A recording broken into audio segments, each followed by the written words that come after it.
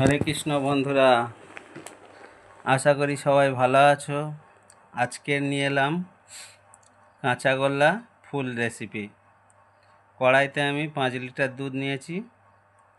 দুধটাকে নাড়বো, তারপরে ফুটে গেলে আমি একটা মগে 40 গ্রাম অ্যাউট জলে গুলে রেখেছিলাম, ওটা দিয়ে নেড়ে নিয়ে ছানার জল দিয়ে ছানা কাটাবো।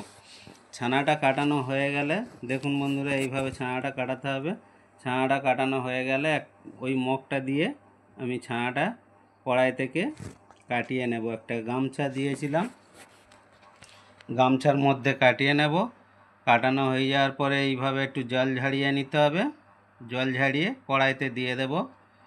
আর ওতে 250 গ্রাম চিনি অ্যাড করেছি। আমি হাতে মেপে দিয়েছি, আপনাদের কাছে পাল্লা থাকলে মেপে দিতে পারো। দিয়ে এইভাবে একটু ভালো করে চিনিটা মিক্স করে নিয়ে নাড়তে হবে 10 মিনিটের মতন। তো আমার সময় কম ছিল, ওই জন্য একটু তাড়াতাড়ি দেখিয়েছি। ঠিক এইভাবে দানাটা এরকমই থাকবে। তো এই নরম অবস্থাতে একটু এলাচ দিয়ে দেবো গরমে। দেওয়ার পরে এটাকে একটু কড়াই মেলে দেব। দেওয়ার পরে আমি তুলে নিয়ে চলে আসছি। দেখুন এই ট্রেতে তুলে নিয়ে এসছি। তো আমার দোকানে যতটা লাগবে অতটাই নিয়ে মিক্স করে একটু ছোট ছোট গুচি কেটে নেব।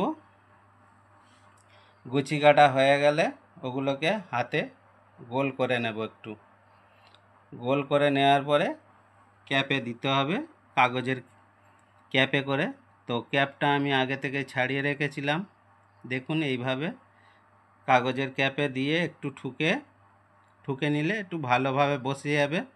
নেওয়ার পরে এগুলোকে সাজিয়ে নেব, নিয়ে একটু পেস্তা দিয়ে সাজিয়ে দেব। দেখুন বন্ধুরা কেমন লাগছে কাঁচাগোল্লা রেসিপি। ভালো লাগলে লাইক কমেন্ট শেয়ার করবেন, সঙ্গে থাকবেন। হরে কৃষ্ণ।